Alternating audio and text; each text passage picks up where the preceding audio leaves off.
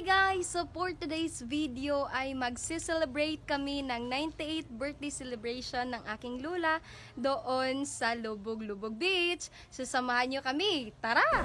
At ayan guys, ay binubuhat na ng tatay ko ang aking lula dahil nga hindi na siya nakakalakad. At ayan nga, ay pinasa ng tatay ko ang aking lula sa aking kapatid na lalaki hanggang sa madala siya papataas doon sa aming sasakyan. And thank you Kuya Lando for being our driver for today's video. At ayan nga guys, ay nakasakay na nga kami dito sa aming sasakyan at patungo na kami doon sa aming venue, which is doon po sa Mangrove or tinatawag naming Lubog-Lubog Beach dito sa Carmen, Surigao del Sur. At ayan nga, ay nakarating na kami sa aming venue at napili namin itong cottage number 1. From 8 AM to 5 PM ang babayaran nyo lang per cottage ay 250 pesos.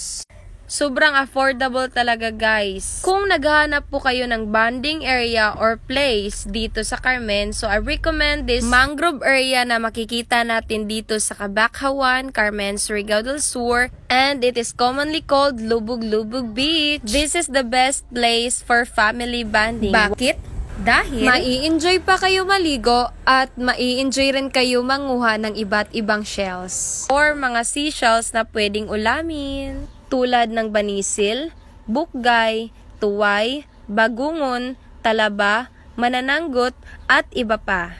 At pwede rin kayong manguha ng isda gamit ang lambat at pwede rin kayong mamingwit dito.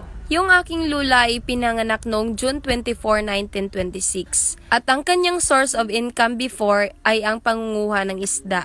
Marami siyang ways sa pagkuha ng mga isda tulad ng paggamit ng lambat, paggamit ng aywa, paggamit ng sudsud, paggamit ng panggal, paggamit ng bingwit, at pwede rin sa pamamagitan ng paggumo. At marunong din ang aking lula gumawa ng banig na gamit ang tigoy o tinatawag nating sani. At this point po ay naghihintay pa kami ng aming mga kasama.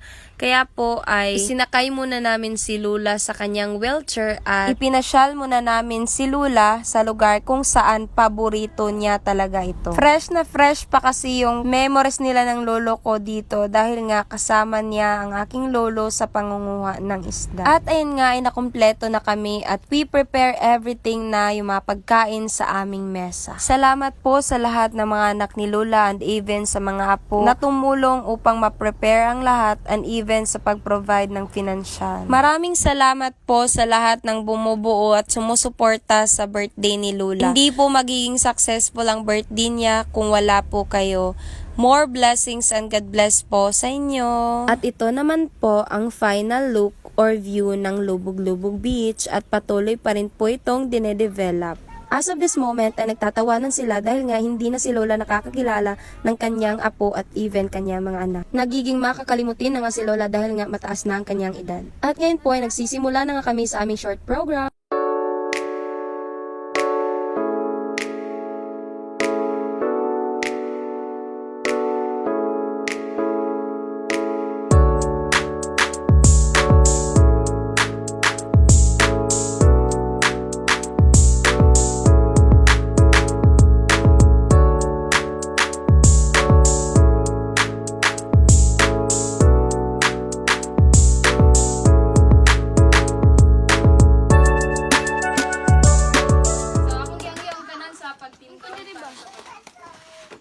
Father God in heaven, salamat Ginoo sa imong pagkamaayo sa matagusan namo ka kinabuhi o God.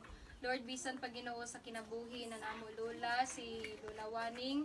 Salamat Ginoo sa proteksyon, salamat Ginoo sa pag-amuma kaniya, sa pag-guide kaniya o God, sa paghatag ng ayong panlawas kaniya Ginoo nga nakaabot siya og 98 years old sa iyang Panginoon. Lord, I pray nga ikaw Ginoo magahatag pa kaniya og maayong panlawas aron nakauban pa namo siya Ginoo sa sunod nga mga panahon o God. And Lord, padayon ka Ginoo magabless sa iyahang kinabuhi Ginoo. I pray Ginoo nga ikaw magaligkon kaniya, magahatag kaniya og pusog o kabaskog, Lord God, sa matag adlaw. And Lord, bisan pa nining pagkaon nga naa sa among atubangan, bless this food nga kini maghatag kusog kabaskog sa among panlawas. Ug bisan pa Ginoo sa tanan nag-provide niini Lord God ug nag-prepare niini ikaw Ginoo maga-bless sa ngalan ni Ginoong Hesus. Amen and amen. Okay, ready, go! Happy birthday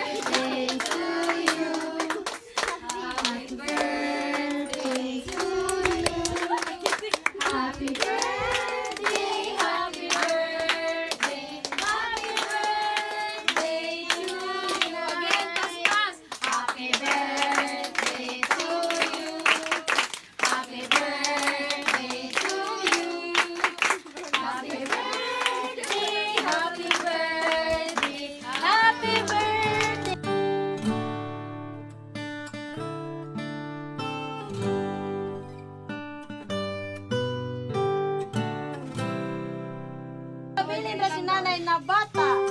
Inay, buyog na lang. O kay gandang pagmasdan na sa simpleng handaan ay makikita mo ang tutong saya at pagkakaisa ng mga anak at mga apo ni Lola. At ngayon po ay kumakain na po kami ng aming tanghalian. Pagkatapos ng kainan ay sumunod naman yung kantahan kasi nga yung mga anak ni Lola at mga apo ay mahihilig din sa mga kantahan. Kung nakaabot ka po dito sa video na ito, thank you so much for watching and don't forget to like, follow, and share this video. God bless!